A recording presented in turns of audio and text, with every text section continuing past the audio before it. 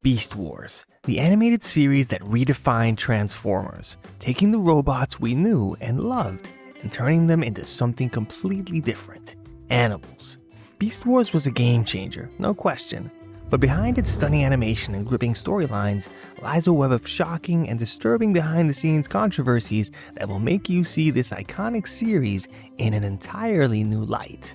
From the plot changes to character redesigns and even a secret, creepy episode that was never aired, Beast Wars had some dark secrets that, well, you're not ready for. So, let's dive in. In 1996, Beast Wars hit the airwaves with an energy that redefined the Transformers universe. But what most fans don't know is that the Beast Wars series was almost nothing like the version we know today. It all started with a radical concept. Rather than transforming into vehicles, these robots would now transform into animals. But why? Was it really a bold, creative decision, or was there something more to it? I am taking over. Dinobot, terrorize!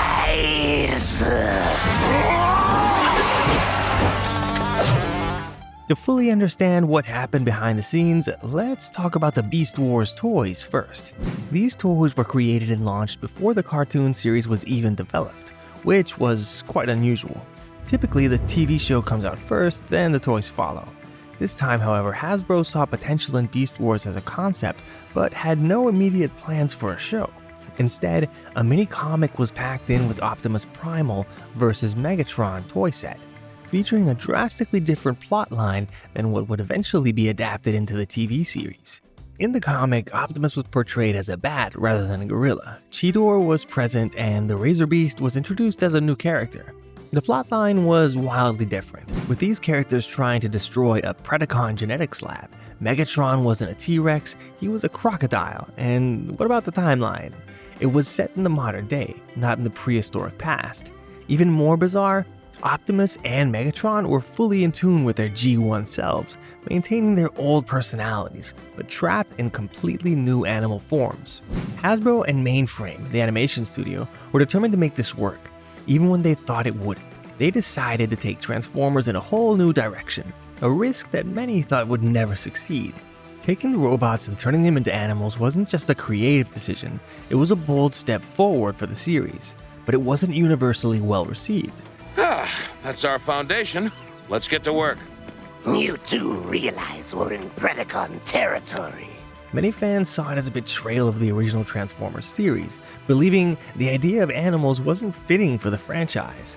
But what's even crazier than these plot discrepancies is the direction the show eventually took, and the decisions made to drastically alter these beloved characters. You thought the transformation from robots to animals was shocking? Wait till you hear about the drastic changes made to the characters themselves. The real game changer, though, was the animation. Beast Wars utilized CGI in a way that no show had before.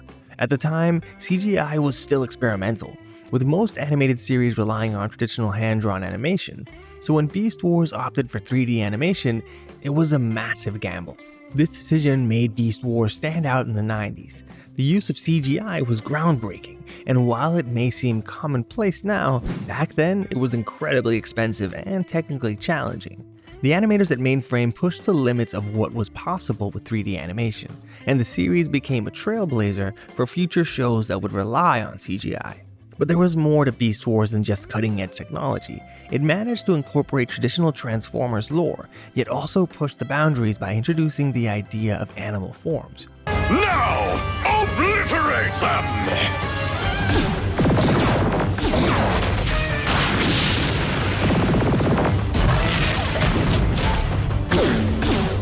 The Maximals and Predacons became the new protagonist and antagonist, respectively, and the series explored the tension between these two factions. Familiar territory for Transformers fans, but with a fresh twist. The dynamic between the two sides felt new, partly because they were no longer robots but animals with human-like intelligence. Earlier, we talked about how Megatron wasn't always a T-Rex. Optimus was originally designed as a giant bat, and Megatron was a crocodile. Cheetor, shockingly, was still a cheetah in this version. The original plan was to give each character 4 transformations, but budget and reality got in the way. and the cartoon shifted the designs to a gorilla and a T-Rex as an homage to King Kong and classic Transformers toy continuity. These versions of Optimus and Megatron were considered to be the original Optimus Prime and Megatron, though this too was eventually altered. The event that kicks off the entire series is Beast Wars Megatron, a descendant of original G1 giant gun Megatron, who steals a mysterious artifact from Cybertron that contains clues to a vast treasure encoded on its surface. This artifact, known as the Golden Disc, would become a major plot point in Transformers continuity, but it has humble beginnings. The Golden Disc was inspired by the golden record contained on the Voyager space probe. You failed to bring us to the right planet. We stole the golden disc for nothing. You idiot!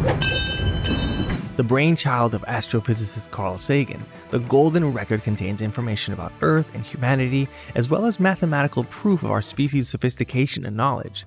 According to Megatron, it also holds the map to a vast store of energon, because Sagan was way ahead of his time.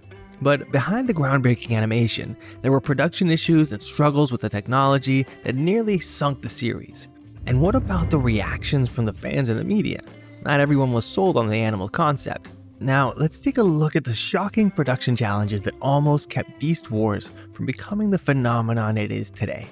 Despite its groundbreaking animation, Beast Wars faced a host of problems during its production. Tight deadlines, technical issues, and the complexities of 3D animation caused headaches for the team at Mainframe. The budget was substantial, and according to writer Bob Forward, the show cost $18 million in 1997, which would be equivalent to over $27 million today. That hefty price tag came with its own challenges.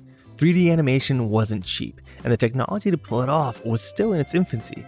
There were constant struggles with rendering, movement, and the overall quality of the animation. At the time, most animated series were still using 2D animation, making Beast Wars an outlier in the industry. Where you headed in such a hurry? I'll tell you nothing, Maximal. Scorponok, terrorize! Sorry, I don't have time to play. The animal concept also drew early skepticism. Many fans, particularly those from original Transformers series, were deeply divided about the new direction. How could these beloved robots be turned into animals? It was seen as a betrayal, and early reactions from fans and the media were far from kind. Some thought the animal idea was absurd, while others were excited by the innovative new direction. Despite these challenges, Beast Wars preserved and ultimately became an unexpected triumph of 3D animation. It set a new standard in animation and proved that CGI could work in a serialized TV show. But it wasn't just the animation that had to evolve, it was the entire production process. The show's creators had to adapt quickly to new technology and find ways to make the characters and storylines compelling, even when their technical resources were limited. But what about the voice actors? They brought the world of Beast Wars to life in a way that's hard to imagine. There were huge surprises behind the voice cast too. You won't believe the challenges they faced in bringing these characters to life. If you've watched Beast Wars, you've heard the voice of Scott McNeil. What you may not have realized is that McNeil wasn't just voicing one or two characters. He was the voice of 4 incredibly distinct personalities in the show. Rat Trap, for instance, was a cynical, self-serving, and gruff character with a New York accent. You know, we were supposed to be doing deep space exploration. Playing Galactic Patrol wasn't nowhere in my job description, you know what I'm saying? You sure you're cut out for this commander gig? Rat Trap's sarcastic remarks and predictions of doom quickly endeared him to fans as the love-to-hate character. Then there was Silverbolt, who was the polar opposite of Rat Trap, symbolizing honor, nobility, and gallantry. Silverbolt's deep, manly voice filled with chivalry was a stark contrast to Rat Trap's harsh, abrasive tones. And let's not forget Dinobot, possibly the most beloved character in Beast Wars. McNeil's portrayal of the former Predacon was nothing short of iconic. With a deep, guttural growl and a sense of honor that resonated with fans, Dinobot became a signal of internal struggle and sacrifice. McNeil's delivery in the episode Code of Hero, arguably the most memorable of the series, left a lasting impact. But McNeil didn't just give voice to Hero, he also brought the lovable, bumbling, and comically tragic Waspinator to life. Waspinator like defense. A little more defense and maybe Waspinator not get blown up all the time. Waspinator was the ultimate punching bag in Beast Wars, getting destroyed over and over again, but McNeil's portrayal of the character made him endearing in a strange way. But it wasn't just the characters' voices that made Beast Wars special. It was the dark secrets and hidden themes woven into the show that left fans both disturbed and fascinated. But before that, let's dive a little deeper into each of the characters on the show. Optimus Primal, the courageous leader of the Maximals, is beloved for his steadfast sense of duty and his drive to protect his crew. The reason he was originally designed to be a bat was because it was a much different concept to tie into the early Beast Wars storyline. But here's the kicker. Optimus Primal wasn't always going to be the noble, heroic leader we know. The character was originally planned as a more ambiguous figure, struggling with the responsibilities of leadership and even showing more of a rebellious side at times. We'd have 4 million years to clean you off the walls, Megatron. I might risk it. It wasn't until later that the team solidified him as the unwavering hero, and the final change from Bat to Gorilla was meant to make him more relatable and iconic. The early designs reflected an attempt to make the Maximal leader more mysterious, but ultimately, the transformation into a gorilla felt much more fitting. Megatron, the iconic antagonist of Beast Wars.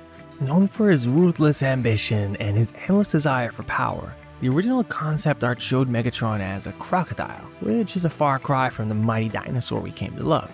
This change to a T-Rex was part of an homage to King Kong, where the idea of a beastly, primal villain embodied the same larger-than-life presence as the legendary gorilla.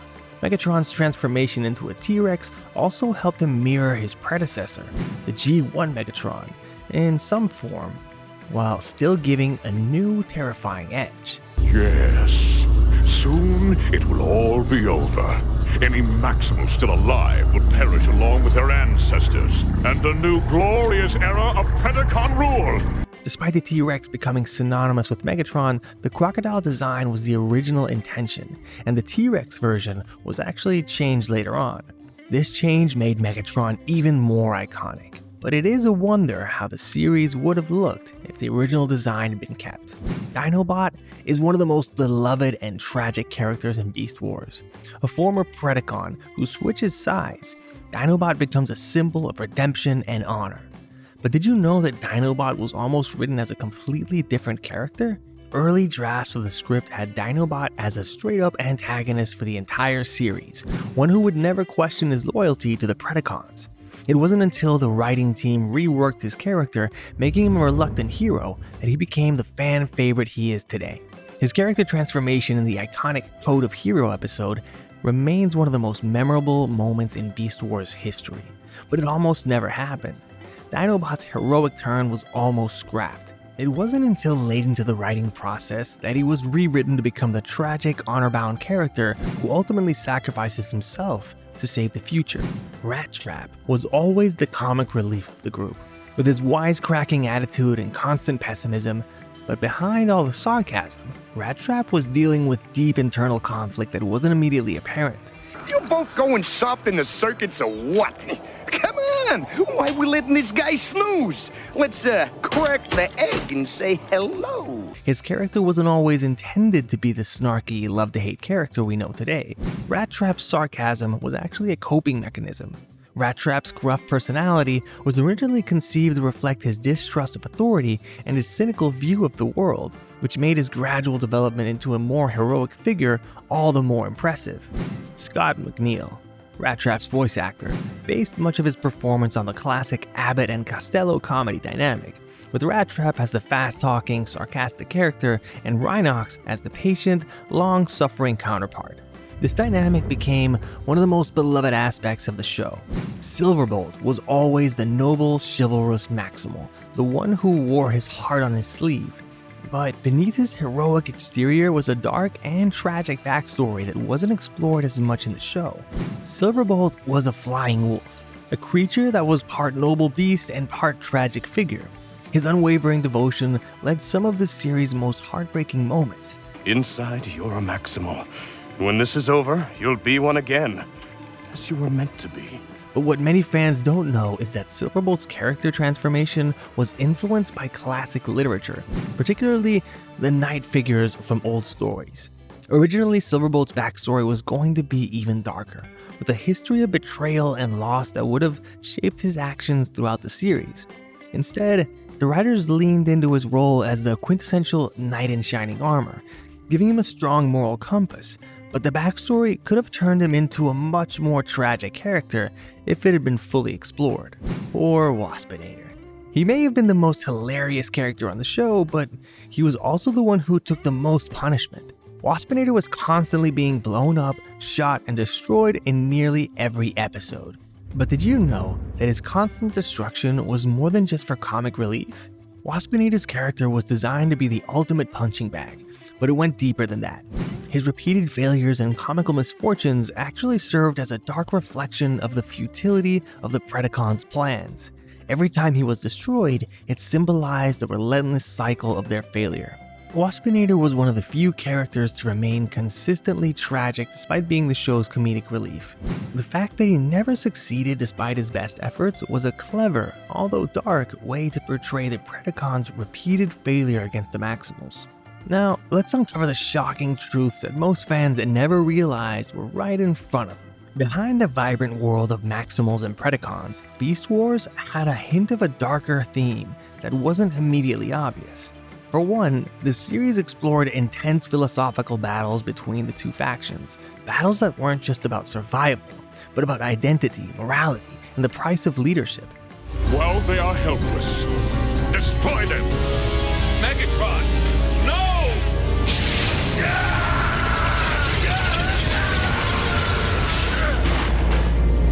The internal struggles of the characters, especially Dinobot, who often questioned his place in the world, were deeper than many fans realized.